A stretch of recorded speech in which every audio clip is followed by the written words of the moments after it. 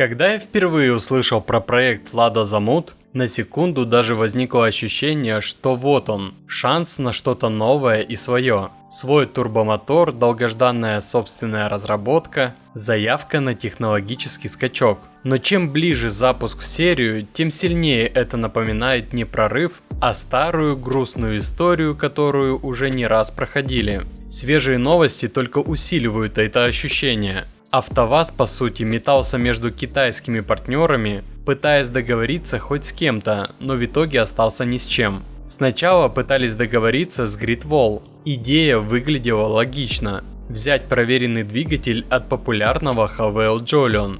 Но у китайцев своя логика. Зачем им помогать создавать конкурента своему же популярному продукту? В итоге дали отказ и сказали: уберете утилизборд, тогда и поговорим. Затем внимание переключилось на Dongfeng с их мотором от Voya Free. Но и здесь все оказалось сложнее, чем казалось на бумаге. Гибридная установка – это не просто двигатель, а целый комплекс, который нельзя выдернуть и прикрутить к другой машине без серьезной переделки. А переделка – это уже совсем другая история по срокам и деньгам. Теперь появился некий третий партнер, имя которого предпочитают не раскрывать. Судя по всему, у АвтоВАЗа схема предельно проста. Берется готовый китайский мотор, говорят, что адаптировали его под местные условия, немного меняется навесное оборудование, и все это подается как новая, передовая отечественная разработка. Очень знакомый сценарий москвича с еще более печальным результатом.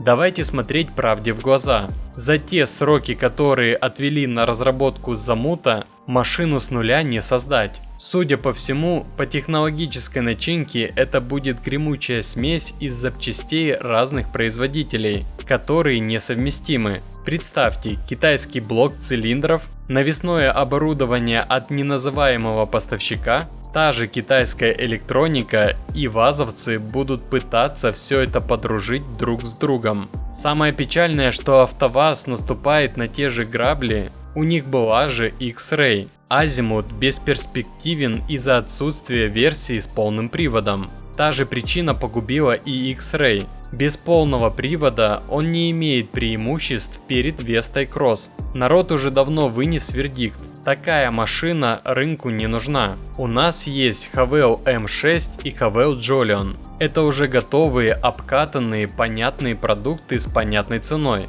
На их фоне эти вазовские подделки выглядят либо как дорогая нелепость, либо как попытка продать вчерашний день по цене премиума. Где же та независимость, о которой трубит АвтоВАЗ? Вместо суверенитета мы получили зависимость от настроения китайских менеджеров, которые сегодня соглашаются продать мотор, а завтра просто захлопывают дверь перед нашим носом, оставляя нас с кучей запчастей и недоделанным проектом, как случилось это с Renault. Зачем все эти потуги? Чтобы осенью выпустить машину, которую никто не будет покупать, а потом просить очередные субсидии от государства на поддержание штанов? Это не развитие. Это необратимое уничтожение отечественного автопрома. Как думаете, сколько проживет этот Лада Замут, если его все-таки запустят? Пишите в комментариях, мне очень интересно ваше мнение. Ну и шутка на прощание.